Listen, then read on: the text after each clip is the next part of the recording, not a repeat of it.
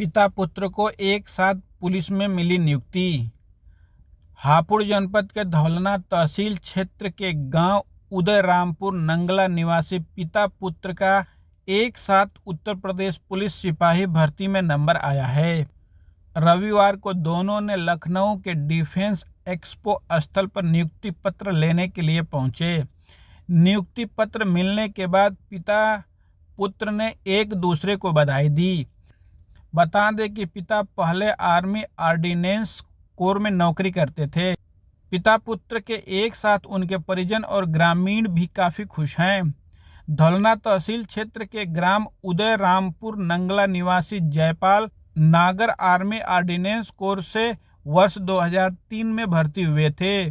वर्ष 2019 में 16 वर्ष तक देश सेवा करने के बाद वो सेवानिवृत्त हो गए। इसके बाद पिता दिल्ली में आर्मी ऑर्डिनेंस कोर में नौकरी कर रहे थे।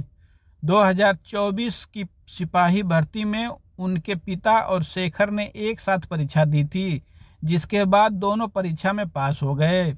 पिता ने आर्मी ऑर्डिनेंस कोर की नौकरी पद से रिजाइन दे दिया है।